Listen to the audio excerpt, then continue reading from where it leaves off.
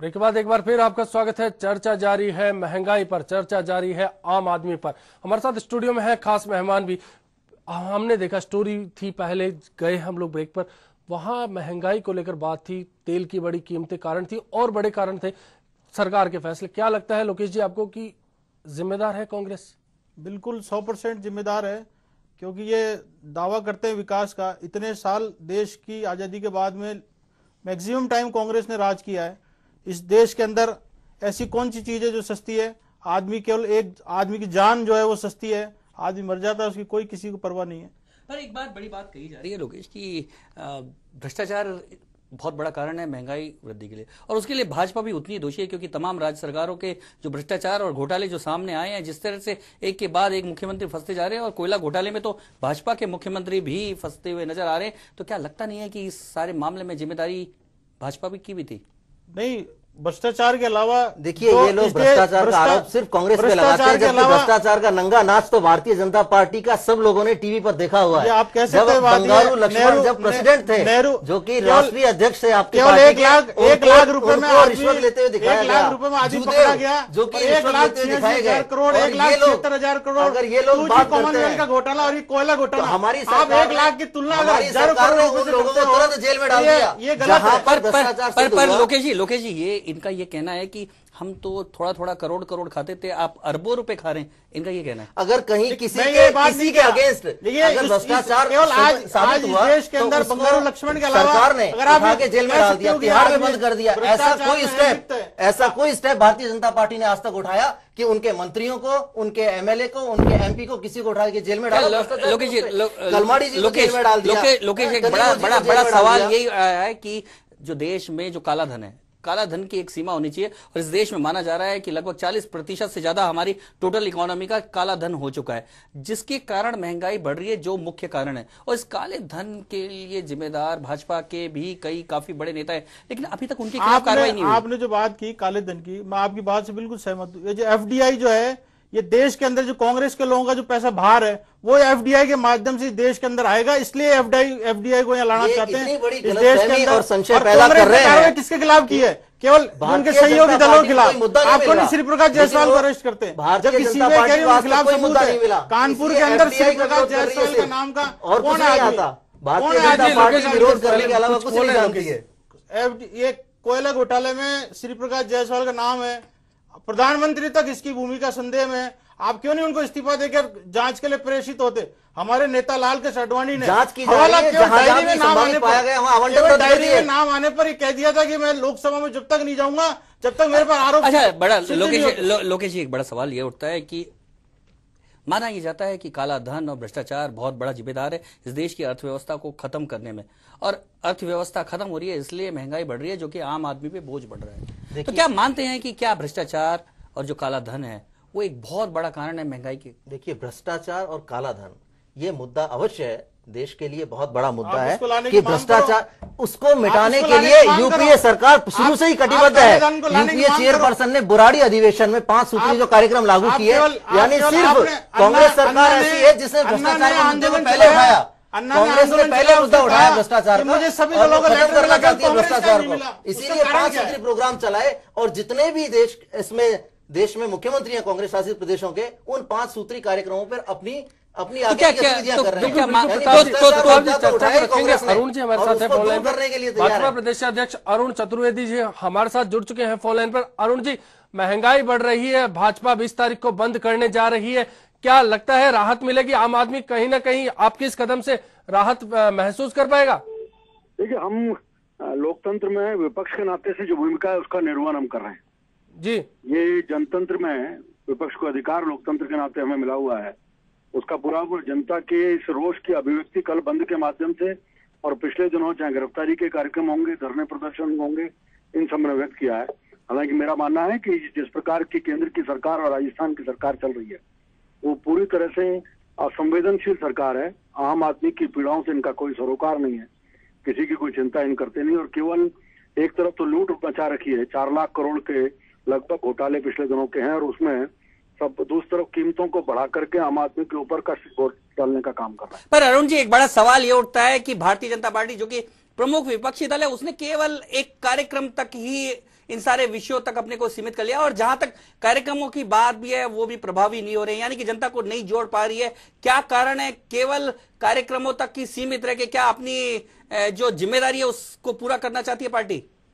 नहीं, हम विपक्ष के नाते हमारा काम है जनता के विषयों को उठाने का, और जनता के विषयों को उठाने के जो जनतांत्रिक तरीके हैं उन सबका हम इस्तेमाल कर रहे हैं। लगातार विषय चल रहा है, स्थान स्थान पे धरने प्रदर्शन। कल जयपुर में जो कार्यकर्ताओं ने सबने 10 स्थानों पर गिरफ्तारियों के कार्यक्रम दिए, कल बंद का कार्यक्रम है, और ये आंदोलन आगे भी लगातार चलने वाला है।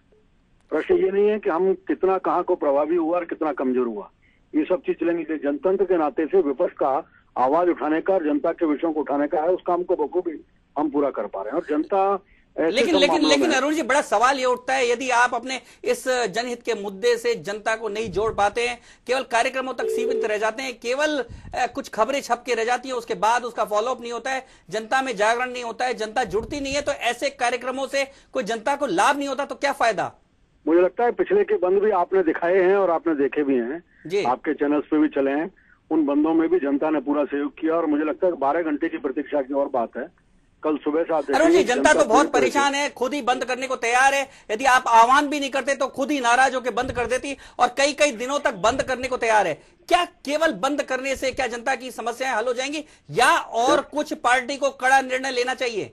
क्या निर्णय हो सकता है, मैं आपसे पूछना चाहूंगा कैलाश जी। जनतंत्र में जनतांत्रिक तरीके के अधिकारों के अलावा कौन सा किसी भी लोकतांत्रिक पार्टी को और कौन सा तरीका अख्तियार करना चाहिए? लोकतंत्र में जो लोकतांत्रिक तरीके हम जनतंत्र में रहते हैं, और जनतंत्र में रहने वाले व्यक्ति को जो लोग हमारे हथियार मिले हुए हैं उन्हीं का हम इस्तेमाल करेंगे। लेकिन क्या केवल कार्यक्रमों तक की सीमित रख के, क्योंकि अभी जहां तक देखा गया है पार्टी के जो इन कार्यक्रमों का असर सीधा जनता पे नहीं दिखाई दे रहा।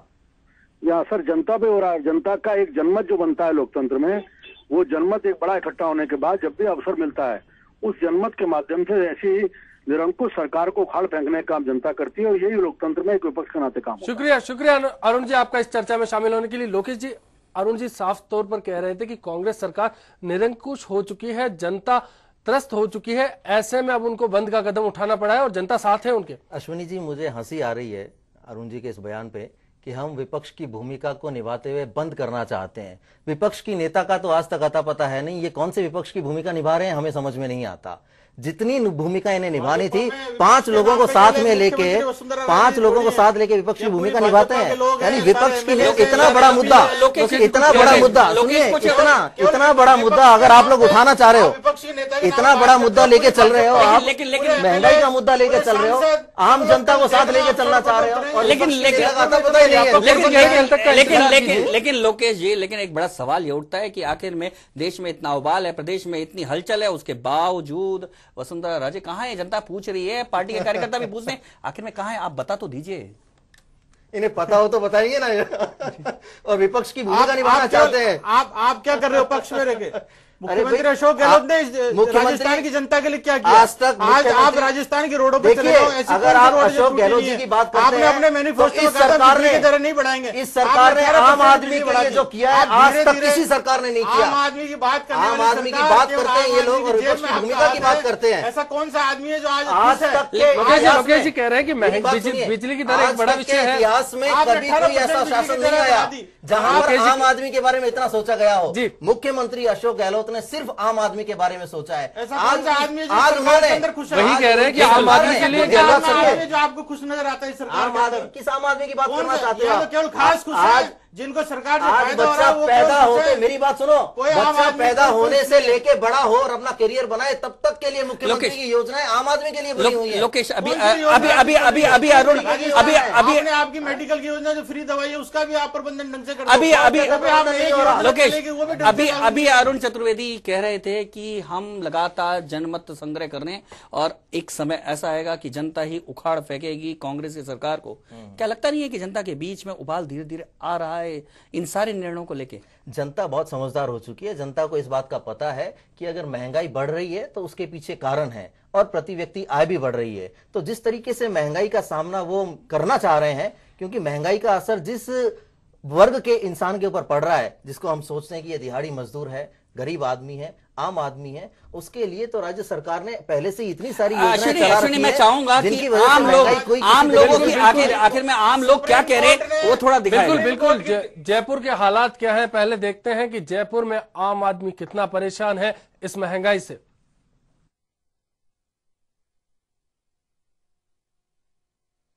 महंगाई महाकाल बन चुकी है। आम आदमी इसके विकराल रूप में समाता चला जा रहा है। पीठ पर लदा बोझ अब दिन ब दिन बढ़ता जा रहा है और आम आदमी की कमर इस बोझ के चलते झुकी चली जा रही है। महंगाई से तो आदमी सारी जनता पहले परेशान थी और अभी जो डीजल के दाम बढ़ा दिए गवर्नमेंट ने, इससे और भी ज़्यादा परेशान हुए, क्योंकि इससे हर चीज़ में महंगाई बढ़ेगी। डीजल के दाम बढ़ने से ट्रांसपोर्टेशन बढ़ेगा, जो भी माल सब्जी या रोज़ के काम की चीज़ें हैं पब्लिक की, उन सभी पे असर पड़ेगा। मैं एक चीनी का व्यापारी हूँ, हमारी चीनी में भी करीब 50 से 60 पैसे प्रति किलो का ट्रक भाड़ा बढ़ गया है। तो एक आज के टाइम में इस डीजल के बढ़ने से आदमी पहले ही त्रस्त था महंगाई से, और डीजल बढ़ने से और भी ज़्यादा परेशान हो गया है। पहले तो महंगी थी, और ये जो तेल डीजल जो बढ़ गया आवागमन पर, जो एक ट्रांसपोर्ट में एक मेन चीज़ है महंगाई की तेल बढ़ने की, इससे चौंक से जयपुर आने में किराया बढ़ा दिया गाड़ी वाला, तो वो किराया सीधा सब्जी पर ही तो जाएगा, उपभोक्ता पर ही तो जाएगा। लगातार महंगाई बढ़ने से आम आदमी काफी परेशान है, क्योंकि जब तेल एक ऐसी चीज है कि एक चीज को बढ़ाते हैं, तेल पेट्रोल को, तो सभी चीजों पे भारी प्रभाव पड़ता है। क्योंकि किराए पे देख लो, खरीदारी पे देख लो, हर चीज पे बढ़ोतरी होती है, सब्जी में आने जाने में सब तेल पे निर्भर करता है। दाम भले ही डीजल और रसोई गैस के बढ़े हों, लेकिन महंगाई का असर हर चीज पर अब साफ दिखने लगा है। आम आदमी के रोजमर्रा की चीजें अब महंगी होती जा रही हैं और तंगहाल आम आदमी उसके बोझ तले दबता जा रहा है। बहुत ज्यादा हो रही है, जरूरत से ज्यादा ही हो रही है। इसमें परेशानी जो आम आदमी है, जो डेली के 100 रुपए कमाता है, उसका तो घर का खर्चा चलना बहुत मुश्किल हो गया है। और जिनकी नौकरी है, गवर्नमेंट की सर्विस है, उनके लिए तो कुछ मायने नहीं रखता। उनके लिए तो उनकी जैसे महंगाई बढ़ी तो उनकी सैलरी बढ़ रही है, उसमें उनको तो कोई फर्क नहीं पड़ता, मगर जो डेली मजदूरी करते हैं उनको तो काफी ज्यादा फर्क पड़ता है। ज्यादा परेशानी हो रही है आम आदमी को, हर चीज महंगी हो रही है। डीजल से सारा जो भाड़ा वाड़ा है उनसे महंगाई बढ़ती है, और उन पे और ज़्यादा मार्जिन लगा के आदमी और ज़्यादा कमाना चाहता है। इस वजह से महंगाई से हर आदमी, गरीब तबका बहुत परेशान है। हर आदमी को सरकार से अब राहत की दरकार है। डीजल के दाम बढ़ने के साथ ही परिवहन भी महंगा हो गया है। इसका सीधा असर अब आम आदमी के बजट पर पड़ा है। परिवहन महंगा होने के चलते खाद्य पदार्थों के साथ ही दूसरी जरूरी वस्तुओं के दामों में भी इजाफा हो गया है। अच्छी बारिश के बाद बमुश्किल काबू में आए सब्जियों के दाम एक बार फिर से बढ़ चले हैं। मूल्य वृद्धि के विरोध में यदि हालात ट्रकों के चक्का जाम के बनते हैं तो महंगी हो चुकी सब्जियां आम आदमी की पहुंच से अब दूर हो जाएंगी। जयपुर से दिनेश शर्मा की रिपोर्ट। आम आदमी क्या बोलता है सुन चुके हैं। लोकेश जी, जिस तरह से जयपुर के आदमियों में बात आई, तमाम तरह के सवाल आए, कुछ बोलना चाह रहे हैं आप जी? आपका चैनल ऐसा लगता है कि बीजेपी के साथ कुछ की साठगांठ होगी है, ये बात ये कह सकते हैं? क्योंकि आपने भी जितने भी आमजन के जो लोग आपने ये कह रहे हैं बीजेपी के साथ साठगांठ, इन्होंने मान लिया। आपने जितने भी लोगों ने स्टेटमेंट दिखाए, वो शायद इनको आमजन नजर नहीं आते हैं। ये पता नहीं किस आमजन की बात कर रहे हैं। उस आमजन की बात कर रहे हैं। ये खुद बताइए कि वो जो लोग थे वास्तव में ये आमजन नहीं है, इनसे पूछा जाए ये क्या जो कह रहे थे, ये हो सकता है शायद गलत भी कह रहे हो। लोकेश जी, आपके पास कोई ना कोई इसके तथ्यात्मक कुछ काट तो होगी इनकी। देखिए, आम आदमी जिस तरीके से उस महिला ने कहा कि जो सरकारी नौकरी कर रहे हैं उन्हें कोई असर नहीं पड़ रहा क्योंकि उनकी आय भी बढ़ रही है, और जब वो खुद के ऊपर बात कर रही है कि मजदूरी करने वाला आदमी या आम आदमी जो दिहाड़ी मजदूर है, रोजाना मजदूरी करके अपना पेट पालता है, उसे कहीं ना कहीं महंगाई का असर होगा, वो खुद इस बात को कह रही है। लेकिन जिस तरीके से हम देखें तो हम खुद भी इस चीज को महसूस करते हैं कि महंगाई बढ़ती है तो वो दिहाड़ी वाला मजदूर भी अपनी उस मजदूरी में इजाफा कर लेता है, क्योंकि वो कहीं ना कहीं उस अनुपात में आ जाता है जहां पे वो अपने आप को कंफर्टेबल यानी कि आपका कहना है कि सब सुखी हैं। नहीं, सुखी नहीं, लेकिन धीरे धीरे जब आम आदमी के लिए जीवन शुरू होने से लेके अंत तक सरकार उनका साथ दे रही है, गरीब के लिए इतना सारा कुछ कर रही है, यानी खाने से लेके पहनने, शिक्षा, सारा कुछ, चिकित्सा पूरे तरीके से फ्री कर रखी है, उनका रहना, इस तरीके की जो योजनाएं चल रही हैं वो सारी की सारी आम आदमी के लिए ही हैं। जब आदमी यानी बच्चा अगर पैदा हो रहा है और उसकी डिलीवरी मुफ्त में हो रही है, लोकेश जी, क्या बात होगी? अभाव अभियोग निराकरण समिति के